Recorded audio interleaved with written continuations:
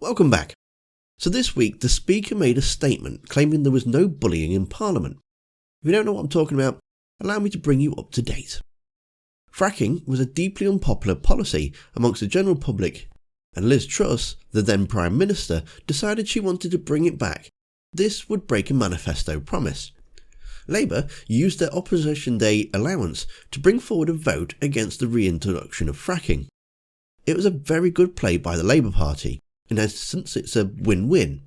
If they lose the vote, they can make up flyers and promotional material that shows the Conservatives voted for fracking when they tried to ban it. If they won the vote, then they can claim they're already doing the job of government from the sidelines. The Conservatives made this out to be a confidence vote in Liz Truss, and so put the Conservatives even in a more difficult position. So either they go against their party and vote with Labour to ban it, saving face and risk the possibility of having the whip removed, or they go with their party but then making winning their seat back even harder with the general public. It would be the fallout from this vote that resulted in Liz Truss stepping down the following day. That I am resigning as leader of the Conservative Party. OK, so we're now caught up. After the vote, a Labour MP said this in the Commons. I saw members being physically manhandled into another lobby and being bullied. While crying. If we want to stand up against bullying in this House of our staff, we have to stop bullying in this chamber as well, don't we? We will have a little bit of good behaviour for a moment on both sides of the House. Now, bear in mind, he has no reason to lie. He doesn't gain from this. It didn't matter if they won or lost the vote. Remember, it was a win-win for them. And this is the Speaker's response. I would like to make a short statement about the outcome of the inquiry into events during the division on Wednesday the 19th of October. At my instruction, officials interviewed or took statements from over 40 members and officials who were there. The report of their investigation will be published shortly and copies will be available in the Vote Office. The key findings are as follows. The atmosphere was tense and members were raising their voices to make themselves heard, but there is no evidence of any bullying or undue influence placed on other members. The crowding made it hard to see what was really taking place.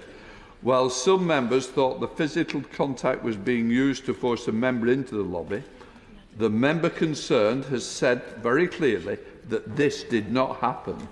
Those with the clearest views of the incident have confirmed this. Several members took photos during the division, some of which were posted on social media. I would like to remind members that taking photos during proceedings is prohibited. It is important that we treat each other with the respect. I take allegations of bullying extremely seriously and will take swift action wherever necessary to address any improper behaviour in the chamber or in the lobbies. This to me sounds like a massive cover-up. They have spoken to the Conservative Party and all they've done is close ranks. What message does this send out to employees who are being bullied in the workplace or youngsters in school? Highlighting bullying, nothing will happen. The people involved will just try and turn it back on you, as you can see with this when Bryant stood up in PMQs. Thank you, Mr. Speaker.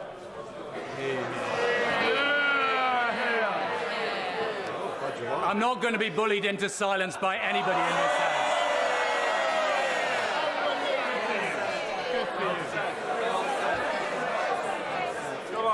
The Conservative Party seemed more interested in suppressing the pictures from getting out to the media. Guilty conscience, maybe? Stemmed from a photograph which should never have been taken and which the chair of the Standards Committee then attempted to justify to this House with a misleading impression. I seek your advice, Mr Deputy Speaker, as to what actions are available to members of this House who feel aggrieved by events and are worried about the inflammatory language and actions, particularly from those whose own behaviour we can reasonably expect to be beyond reproach. I just wonder, following their widespread publication on social media and in other parts of the media, if we could have some clarification for this House on the use of photography in and around the voting lobbies, Mr Deputy Speaker. The Honourable Member for Rhondda, who I have notified I will be mentioning in the Chamber, claimed in a point of order on the 19th of October, I saw members being physically manhandled into another lobby and being bullied. Later on the BBC, he claimed that he saw signs of clear bullying. Leaving aside that most people, if they saw signs of clear bullying, their first instinct would be to help the perceived victim rather than take photographs for social media.